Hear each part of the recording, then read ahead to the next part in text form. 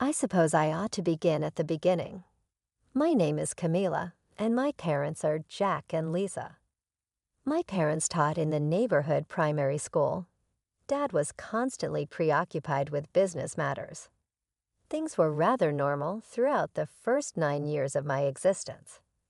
We vacationed, had family dinners, and lived in a comfortable suburban home.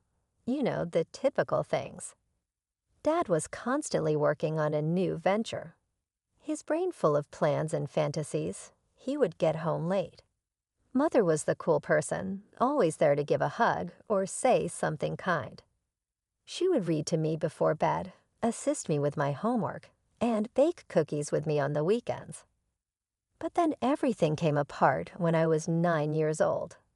It was just another Tuesday night. I heard shouts coming from below while I was playing with my dolls in my room. This was not the typical argument, rather it was unsettling. Heart thumping, I scurried down the steps. In the living room, I noticed Mom and Dad.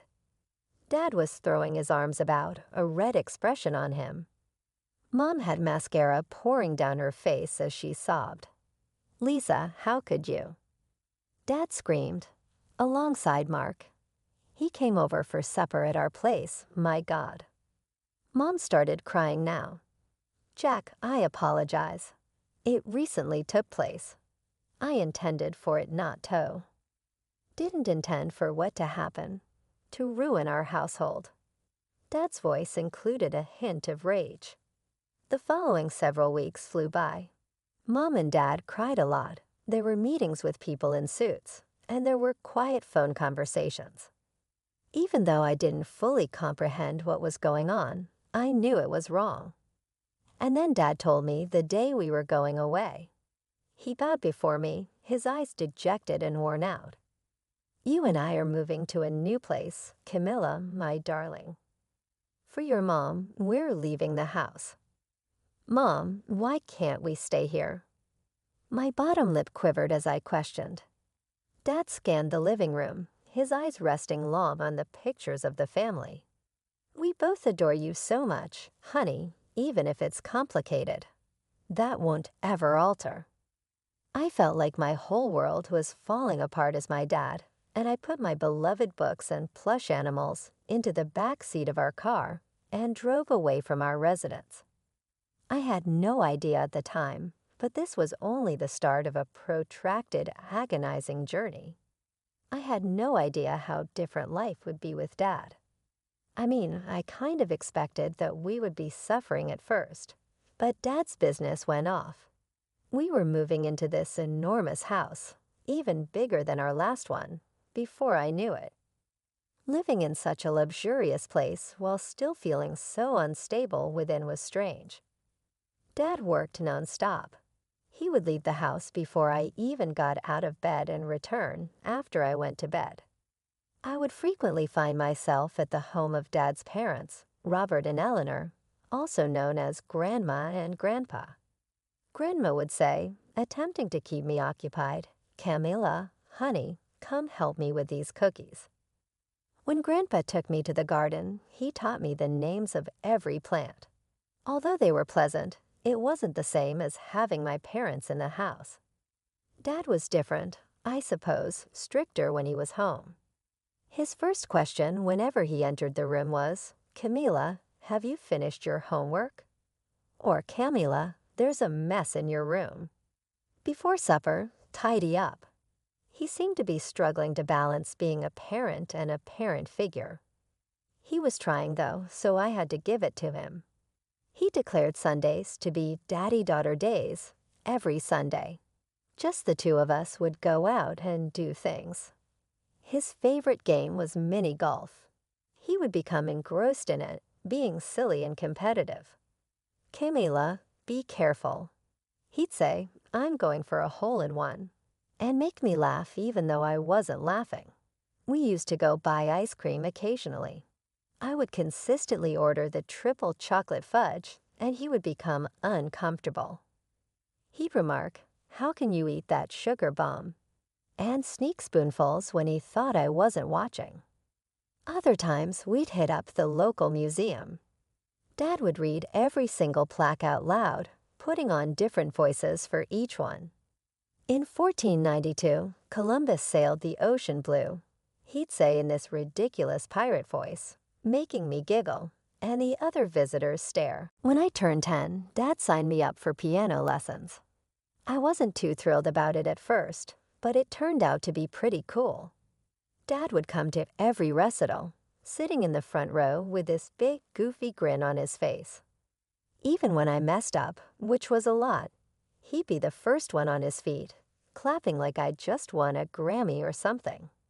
But even with all that good stuff, I couldn't help missing Mom. Some nights, when Dad was working late, I'd pull out our old family photo albums. There was Mom, smiling in every picture. I'd trace her face with my finger, trying to remember what her laugh sounded like or the smell of her perfume. Once a month, like clockwork, I'd get to see Mom. These court-ordered visits became the highlight of my calendar, circled in red and counted down to with a mix of excitement and anxiety. The first time I saw her after the split, it was awkward as hell. We just stood there, staring at each other like strangers. Then Mom burst into tears and pulled me into a hug so tight I could barely breathe. After that, our visits became a whirlwind of activities and indulgence.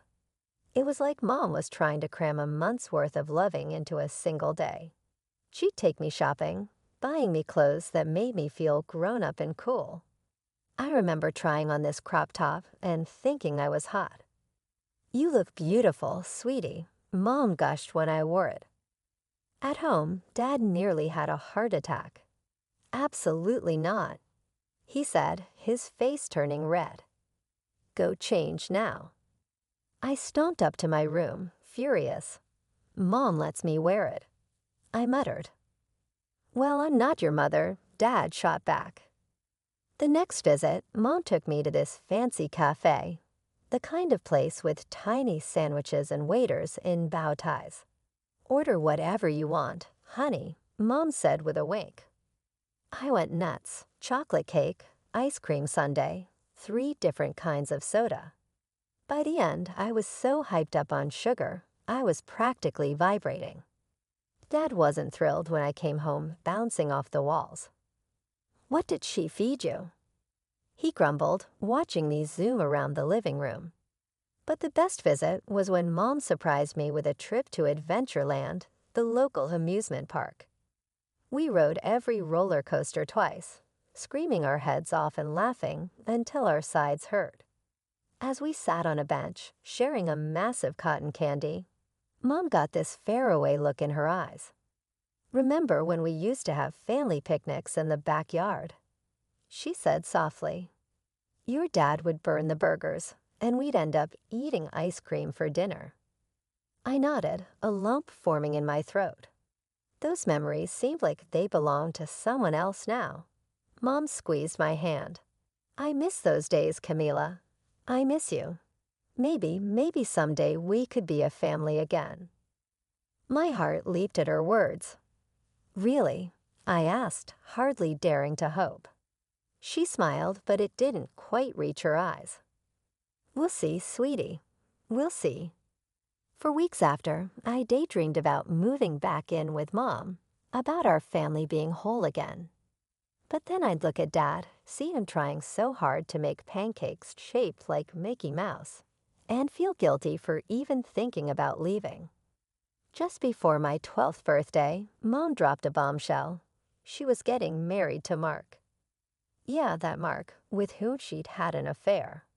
The wedding was like something out of a fairy tale. Mom looked stunning in her white gown, and Mark, well, he looked happy. I stood there in my frilly bridesmaid dress, watching them exchange vows, and felt torn in two. Part of me was happy for Mom. She was glowing, laughing in a way I hadn't seen in years. But another part of me couldn't help thinking about Dad, alone in our big empty house, probably buried in work or binge-watching some crappy TV show. After Mom and Mark's wedding, things started to change. Our visits took on a new flavor. Mark was always there now, hovering in the background like an eager puppy. He'd ruffle my hair and say stuff like, "I always dreamed of having a daughter just like you, Camila." It was nice, I guess. Weird, but nice. The way Mom would beam at him when he said it, like he just handed her the moon or something, made me feel good too. Like maybe this whole messed up situation could work out after all. Mom started talking more and more about me living with them. She'd go on and on about this room they were planning for me. "It'll have a window seat," she'd say, her eyes sparkling. "Just like you always wanted, and we can paint it any color you like." I'd nod and smile, trying to ignore the knot in my stomach. It felt like betraying Dad to even think about it. Our shopping sprees became less frequent. Instead, we'd have these big family dinners at their place. Mark would cook. He wasn't half bad, actually, and then regale us with stories about his work. Mom would hang on his every word, and I'd sit there pushing food around my plate, feeling like a third wheel in my own family. When I turned 14, everything kicked into high gear. Mom started calling me every week, sometimes more. She'd show up at my school events unannounced, bringing me flowers or taking me out for ice cream. After, Camilla, she'd say, stirring her coffee, "You're old enough now to decide where you want to live. The courts would listen to you." I'd freeze up every time she brought it up. Part of me wanted to jump at the chance to go back to the way things were before, but another part wasn't so sure anymore. One day, she showed up at my debate club meeting. I was in the middle of arguing about climate change when I saw her slip into the back of the room. After it was over, she rushed up to me, beaming. "Oh, Camila, you were wonderful," she gushed.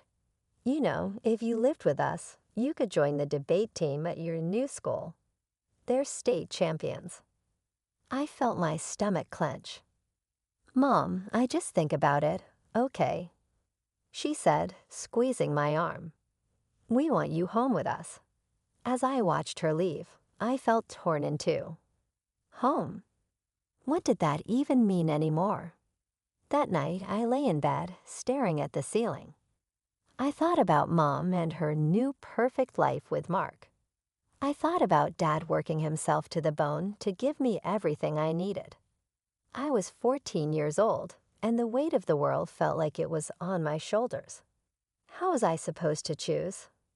How could I possibly make a decision that wouldn't hurt someone I loved? My 15th birthday was coming up, and instead of being excited, I was dreading it. Mom and Dad were at each other's throats about who would host my party. It all came to a head at this family dinner at Dad's place. "She's been living with me for years, Lisa," Dad growled, stabbing his fork into his steak. "Of course I'm hosting her party." Mom's eyes flashed. "She's my daughter too, Jack. I have a right to celebrate her birthday." I just sat there, pushing my peas around my plate, wishing I could disappear. Then Mom dropped the bomb. "Camila," she said, her voice suddenly soft, "you're old enough now to decide where you want to live. Who do you choose?" The room went dead silent. I could feel everyone's eyes on me. Mom's hopeful, Dad's hurt, Mark's expectant. My throat closed up. I couldn't breathe. "I want to live with Mom," I whispered, my voice barely audible. The look on Dad's face, God, I'll never forget it. It was like I'd reached into his chest and ripped out his heart. He just crumpled.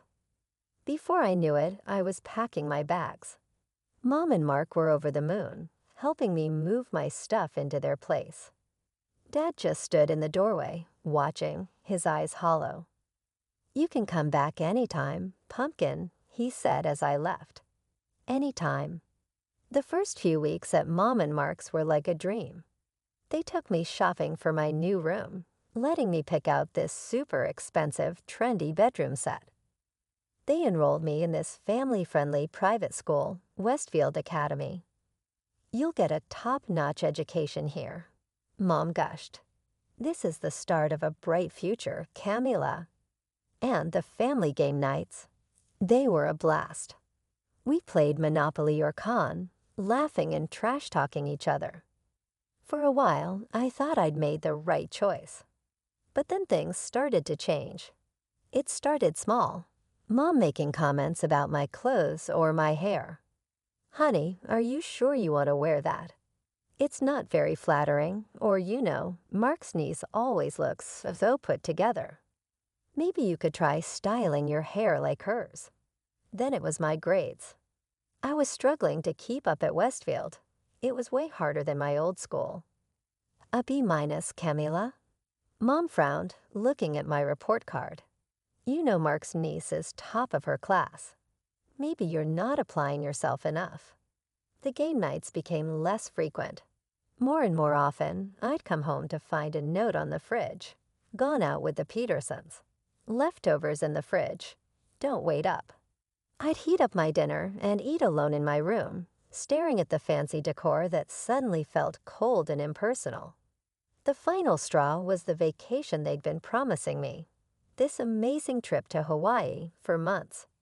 I was so excited, counting down the days. Then 2 weeks before we were supposed to leave, Mark sat me down. "Listen, kiddo," he said, not quite meeting my eyes. "We're going to have to postpone the trip. Just some financial stuff we need to sort out. You understand, right?" I nodded, forcing a smile, but inside I felt something crack. That night, I lay in my fancy new bed in my fancy new room in this house that was supposed to be my home, and I cried. I cried for the life I'd left behind, for the dad who was probably sitting alone in his big empty house, for the little girl who thought she could have it all. The days leading up to the final custody hearing were tense. Mom was all smiles and reassurances, but I could feel the undercurrent of anxiety in the house. It was like walking on eggshells, everyone trying to pretend everything was perfect. I couldn't sleep.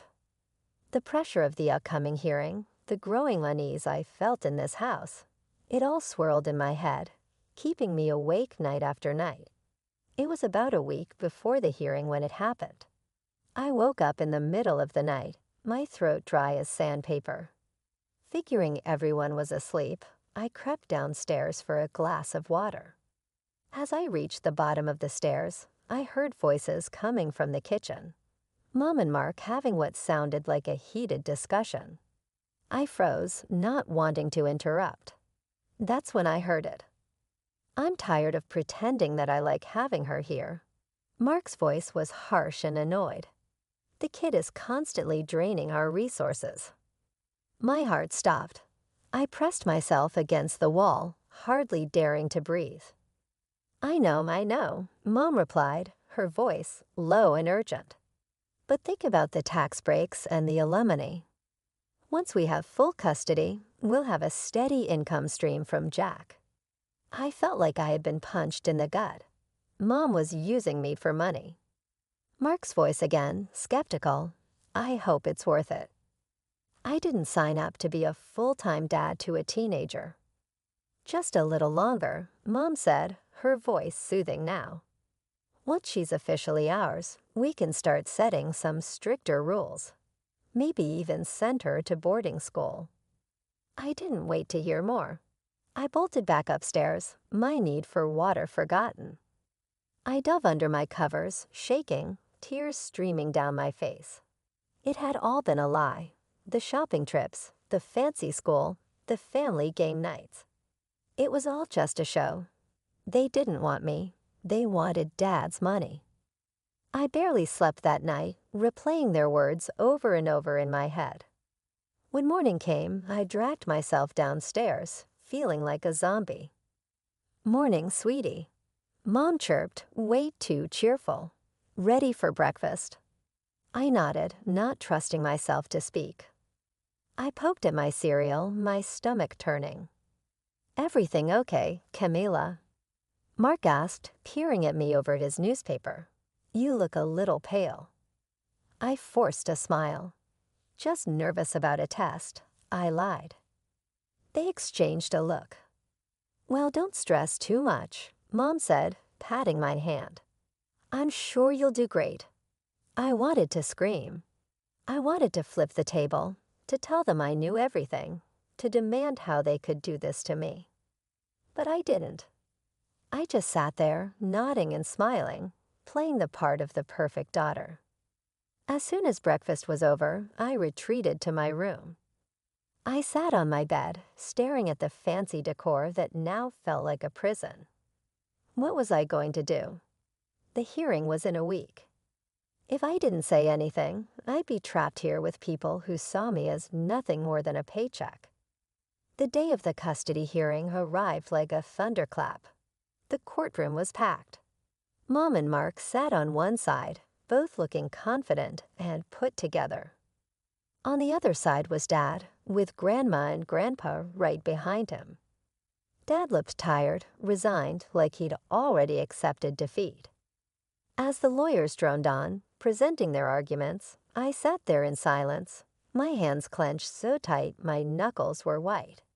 I could feel the weight of everyone's eyes on me, their expectations pressing down like a physical thing. Finally, the moment came. The judge, a stern-looking woman with glasses perched on the end of her nose, turned to me. "Camila," she said, her voice surprisingly gentle, "you're old enough now that your opinion matters in this decision. Who do you want to live with?" The room went dead silent. You could have heard a drop. I could feel Mom's triumphant smile. I could practically taste her victory. Dad just looked broken, like he was bracing for the final blow. I stood up, my legs shaking so bad I thought I might fall over. I took a deep breath, and then I said, "I want to live with my father." My voice trembled but grew stronger with each word. And I don't want to see my mother anymore. The shock in the room was electric.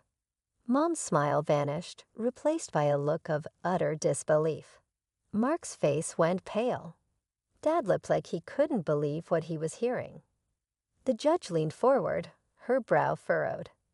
"Camila, that's a very serious statement. Can you tell us why?" I nodded, swallowing hard. A week ago, I overheard a conversation between my mother and Mark. They said they were only fighting for custody because of the money, the alimony, the tax breaks. They talked about sending me to boarding school once they had custody. They don't really want me. As I spoke, I could see the color draining from Mom's face. Mark couldn't even look at me. His eyes were fixed on the floor. "That's not true." Mom burst out, her voice shrill. "Camila, honey, you must have misunderstood." "Mrs. Parker, please." The judge cut her off sharply. She turned back to me, her eyes kind but probing. "Camila, are you absolutely sure about what you heard?" I nodded, feeling tears start to well up in my eyes. "Yes, Your Honor." I'm sure the judge nodded slowly, then turned to address the courtroom. "In light of this new information, we'll need to take a brief recess. We'll reconvene in 30 minutes. As everyone started to file out, I finally dared to look at Dad. He was staring at me, his eyes wide with a mix of shock and something else. Hope, maybe. I wanted to run to him, to throw my arms around him and beg for forgiveness. But before I could move, a court officer was ushering me out of the room. The next 30 minutes felt like an eternity, but finally we were called back into the courtroom. My heart was pounding so hard I thought it might burst out of my chest. The judge cleared her throat, and the room fell silent. "In light of the new information provided by Camila, and after careful consideration of all factors involved, I've reached a decision. Custody is awarded to the father, Jack Thompson. Furthermore, Lisa Parker will be required to pay child support." The relief that flooded through me was overwhelming. I looked at Dad, and for the first time in what felt like forever, I saw him smile, really smile. As we left the courthouse, Mom grabbed my arm. Her face was twisted with anger and hurt. "I never loved you anyway," she hissed. "You're just as stupid as your father." Her words stung, but as I watched her storm off with Mark, I realized something. I was free. Free from the lies, the manipulation, the constant feeling of not being good enough. The next few years were, well, they weren't easy, but they were healing. Dad and I started going to family therapy together. At first, it was awkward and painful, dredging up all the hurt and misunderstandings between us. But slowly, session by session, we started to rebuild our relationship. We learned to communicate, to understand each other. Our bond grew stronger than I ever thought possible. Grandma and Grandpa became my rocks. They were always there with a warm hug, a home-cooked meal, or just a listening ear when I needed to talk. Their unwavering support helped me believe in family again. I gave my all to my studies and extracurricular activities. I impulsively joined the debate team and quickly realized I had a gift for public speaking. I had never felt more powerful than I did when I was speaking from the podium. I felt as though I had at last discovered my voice. Dad gave me a present on my 18th birthday that made me cry. It was a scrapbook that had pictures and souvenirs from my early years. Mom and Dad at the beach, my first day of kindergarten, Christmases, birthdays, and everyday days that were suddenly priceless were among the photos I believed were lost in the divorce. I'm a 20-year-old psychology major at college. My personal experiences motivated me to assist other children going through divorce. I want kids to know that they can survive and even flourish, that they're not alone, and that it's not their fault. I'm still scared by what transpired. There are times when I still feel the hurt from Mom's betrayal, and I question how she could have taken advantage of me in such a way. However, I'm learning to channel that suffering into something constructive by using it as fuel. I started giving talks regarding children's rights during divorce procedures at conferences. I share my tale in the hopes that it will influence someone. It could all be worthwhile if one judge, one attorney, or one parent hears it and reconsiders using a child as a pawn. My father attends all of my speaking events. Grinning with pride, he takes a seat in the first row. Occasionally, I witness him wiping away a tear as I discuss our progress. I haven't talked to Mom since that day of the courts asked for her. I'm not ready to reach out right now, but maybe I will be in the future. Right now, my priorities are becoming better, creating a future, and evolving into the person I want to be. Life isn't flawless. I still deal with self-doubt and challenges with trust. However, I'm surrounded by people who love me for who I am, not for what I can do for them. And I'm learning, developing, and healing.